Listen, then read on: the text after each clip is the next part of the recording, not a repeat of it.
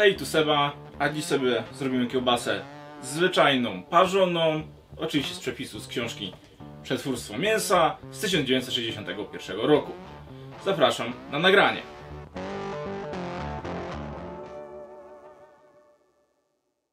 A więc dzisiaj jest pierwszy dzień przygotowań tej kiełbasy. Ja dzisiaj będę sobie szykował do peklowania. Po prostu sobie rozdrobnię mięso na mniejsze kawałki, na takie paseczki, żeby potem fajnie wchodziło do maszynki do mielenia. No i oczywiście też wam powiem, jakie kategorie i jakie mięsa dostosujemy do kiełbasy zwykłej, parzonej. Jeżeli chodzi o mięso, to głównym składnikiem jest mięso wieprzowe, klasy drugiej. 65% będzie stanowiło. W moim przypadku na 5 kg użyję 3 kg i 250 g mięsa wieprzowego klasy drugiej. 30% będzie stanowiło mięso wołowe. W moim przypadku na 5 kg będzie to 1,5 kg. 5% stanowią podroby, czyli język, ozorki tak zwane, serca, jakieś głowizny i tak dalej. W moim przypadku będzie to serce wieprzowe. No, na taką ilość będzie ok. Jak sami pisaliście w komentarzu, że to co ja tutaj robię, te wędliny, to ja serca nie wkładam, no to tym razem serce włożę wieprzowe do kiełbasy zwyczajnej, parzonej.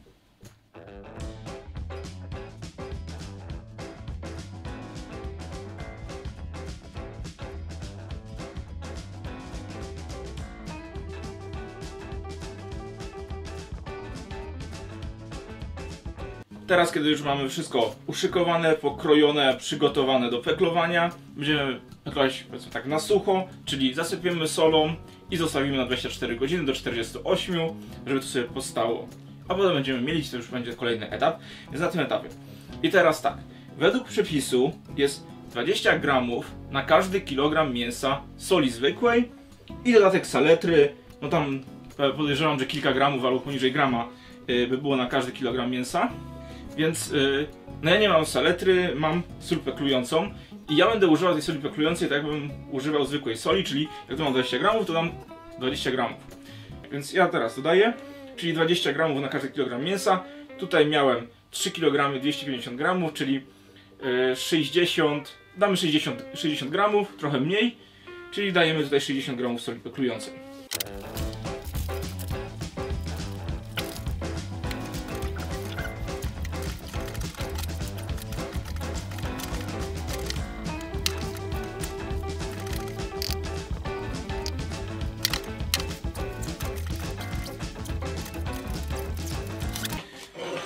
I jeżeli chodzi o wołowinę i podroby, no tam było trochę więcej, te serce trochę więcej ważyło, no to załóżmy, że mamy 2 kg na 2 kg, czyli gramy 40 gramów.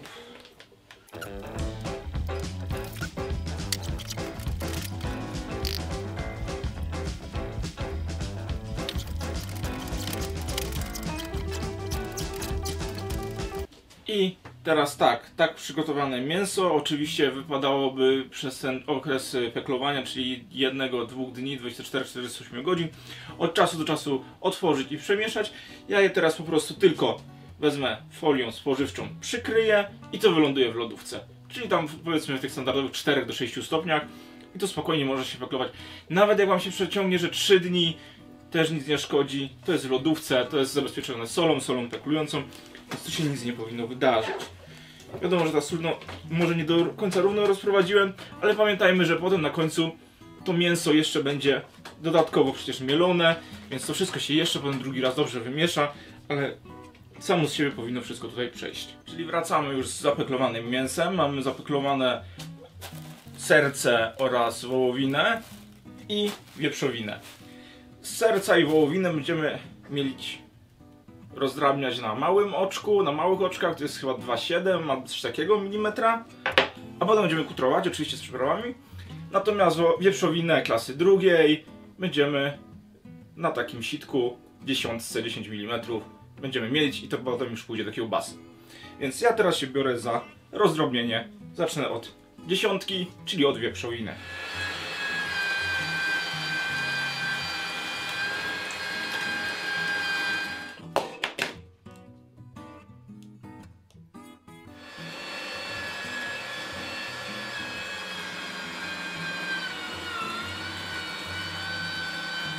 No i okej, mamy wszystko zmielone, mamy wołowinę na drobniejszym, wieprzowinę na grubszym. Będziemy przechodzić do kutrowania. Jaka uwaga? Ja już mam namoczone jelita, więc jeżeli jesteście na tym etapie, to pamiętajcie, żeby to zrobić, żeby one się tam z pół godziny, może nawet dłużej pomoczyły. Dobrze je trzeba wypłukać z soli no żebyście jeszcze pamiętali, żeby na ostatnią chwilę nie moczyć tych jelit, żeby one były fajnie namoczone, wypłukane. Jest tyle. Przechodzimy do kutrowania. Kutrować będziemy jak zwykle w takim młynku. Kutrować będę na kilka partii, no bo mamy tego ponad 1,5 kg mięsa do kutrowania. Potrzebujemy dużą ilość lodu. Będziemy kutrować oczywiście z lodem. I kutrować będziemy również z przyprawami. Około 5 gramów czosneczku, 2,5 grama majeranku i 5 gramów pieprzu czarnego. To są przyprawy na 5 kg mięsa, a na 1 kg mięsa używamy 1 gram czosnku, 1 gram pieprzu mielonego czarnego i pół grama majeranku. Więc tu mam przyprawy, tu mam lód i teraz zaczynamy kutrowanie.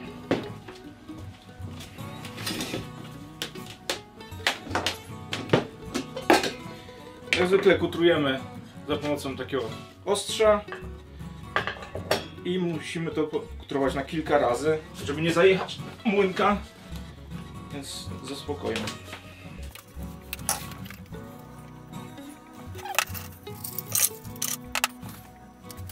Według przepisu powinniśmy użyć do kutrowania około 25% masy, którą kutrujemy, czyli jak mamy 1,5 kg, no to 10, no to jakieś pół kilo można powiedzieć, że spokojnie możemy użyć lodu do kutrowania, więc dosyć sporo.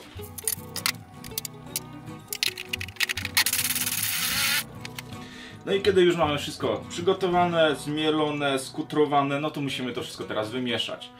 Nie będę tutaj używał mieszałki elektrycznej, zrobię to ręcznie, bo nie chcę mi się tam brudzić dodatkowych rzeczy na taką małą ilość, a mam czas, więc na spokojnie sobie teraz to wymieszam i przygotuję do nadziewania. Pamiętajcie o namoczeniu wcześniej jelit. No i tak, no kiedy uznać, że możemy zakończyć mieszanie, no to kiedy widzimy, że to już się nam tak klei, patrzcie, to jest taka wielka bryła, ona się cały czas jest sklejona, więc możemy już uznać, że to mieszanie możemy już uznać za gotowe, one sklejone, widać, że te mięsa są, patrzcie, że te mięsa już są dobrze razem połączone, więc teraz przygotowujemy nadziewarkę i będziemy nadziewać.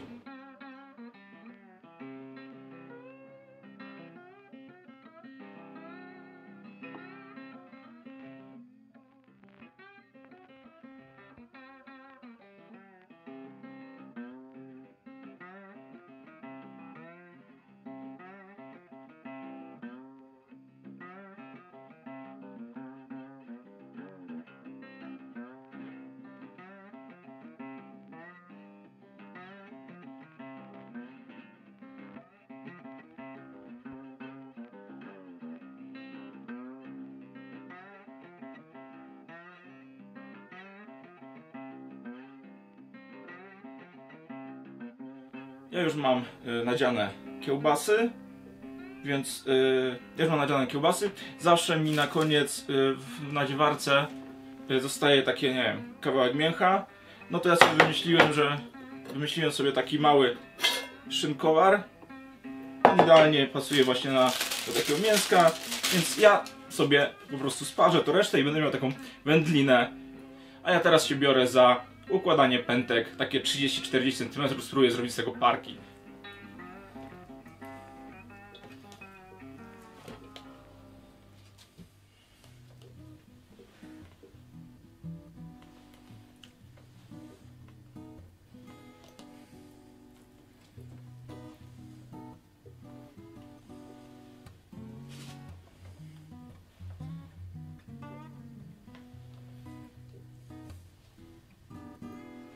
Parki mam już porobione, kiełbasa nadziana, teraz zostawiamy nawet godzinę, wystarczy do osadzenia w jelicie i po tym czasie będziemy mogli dalej działać, czyli będziemy wędzić.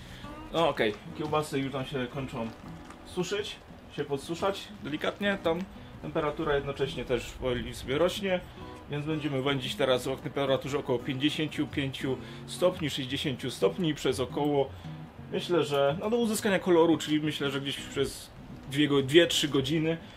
Wędzarnia generatorem dymu ma to, że ten dym nie jest aż tak intensywny, więc trzeba troszkę dłużej wędzić, ale to już wiadomo z praktyki. No i po tym czasie, czyli po 2 godzinach, 3 godzinach wędzenia w temperaturze 55 stopni będziemy tą kiełbasę parzyć. Więc ja już za chwilę odpalam dymogenerator i uruchamiam dym. Dzisiaj pójdą zrębki dębowe, więc będzie taka trochę kiełbasa, powiedzmy, dębowa. Zobaczymy, co z tego wyjdzie. Zwyczajna dębowa z sercem dla Was.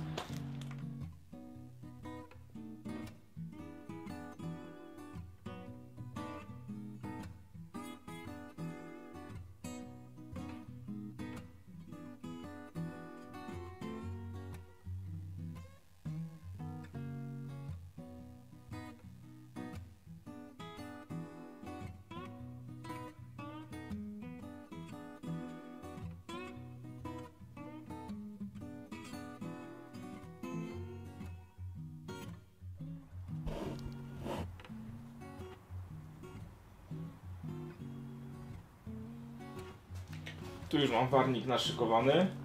Warnik, jak widzicie, 75 stopni. Będziemy parzyć kiełbasy około 30 minut, myślę. Tak, żeby w środku było tam 78 stopni. Patrzymy 75, żeby powoli się to parzyło. Więc ja idę teraz po kiełbasę.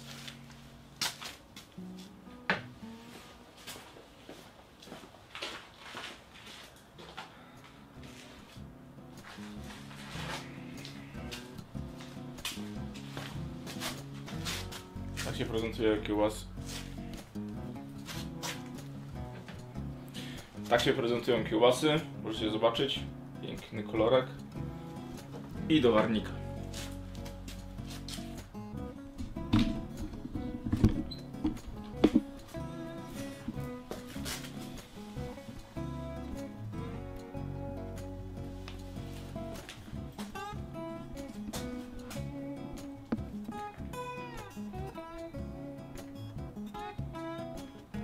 Jesteśmy po 30 ponad minutach parzenia, 75 stopniach.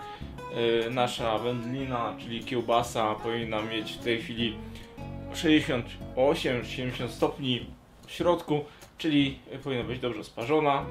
Teraz usunę wodę, tą gorącą, i będę zraszał zimną wodą, żeby schłodzić do 12 stopni.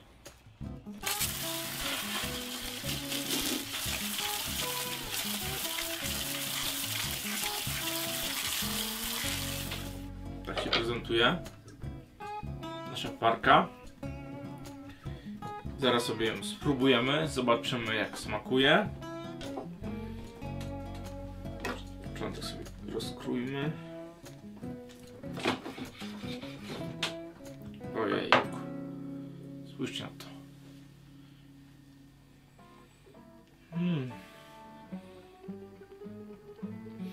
Mocny aromat czosnkowy. Czosneczek jest ostrą. Wiecie co? Tak to nie może być, więc